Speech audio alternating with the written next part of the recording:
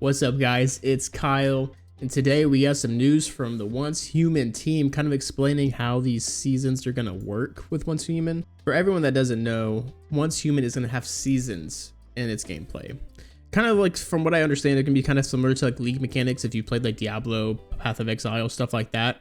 So they're going to kind of explain how that kind of works, what you're going to be able to keep, what resets, stuff like that. So let's go into what they talk about. What are seasons?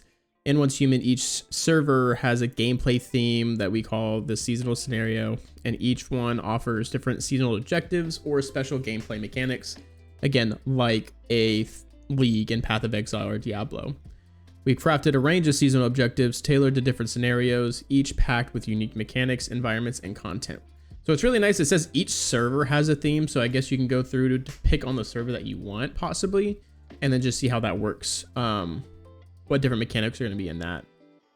So different scenarios may take place in different areas of the map, including areas that haven't even been unlocked, and some will also feature a completely new storyline. And as you navigate, you get to choose to collaborate or compete with other players to achieve goals. That's pretty interesting. So it looks like here, yeah, even here it says there's going to be PvE scenarios with survival elements and then PvP scenarios. There's gonna be one specific for that, for those people that like to do PvP. I might try it myself, who knows. So what's inspired these seasons? We want to present players with more various gaming experiences so that the game has a little something for everyone, no matter their style and preference. I think that's awesome. You know, if you're able to give it to, you know, have a bigger range of what you want for that, as long as they don't stretch too thin. I think that would be the big thing. If they stretch it too thin, then there's not going to be enough players in each one of those seasonal events, you know.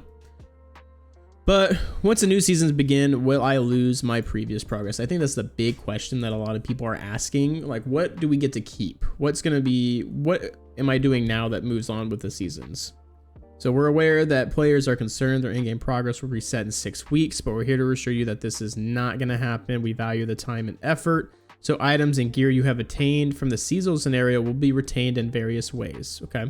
So different currencies like your star crumbs, Christians, stuff like that comes through. Your gear blueprints and their stars, so your upgraded blueprints, fragments, accessories, mods come through. Your furniture formula, except those gained from your mimetics. So it looks like your mimetics are going to reset. Not too big a deal considering you're going to be coming back from level 1, so each level you're going to get different stuff, things to unlock as well. Cosmetics, expressions, name cards.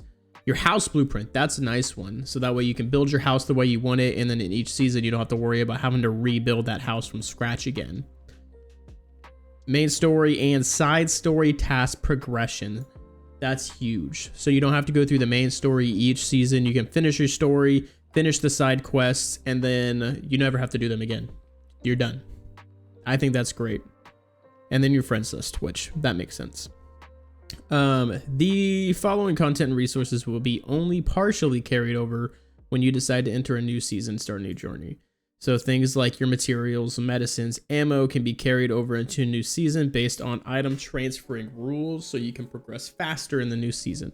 That makes sense, you know, so you're not having to craft, so you can like kind of stockpile like ammo and stuff, so you're not having to constantly, you know, gather the materials, make your ammo, go back, gather materials, make more ammo, stuff like that. You can kind of stockpile and bring that with you.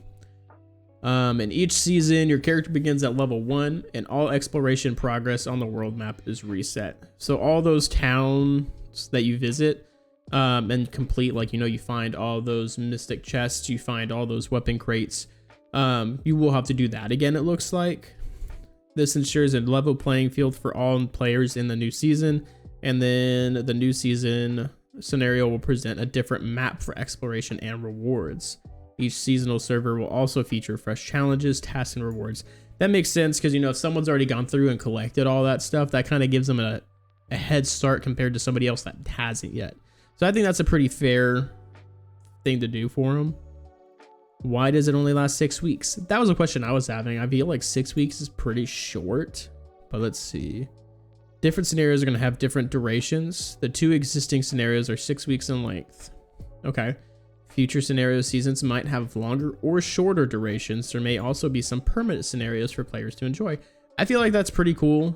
Possibly. We'll kind of see. I guess they're going to go through and have it specific lengths just depending on what the mechanics are for them.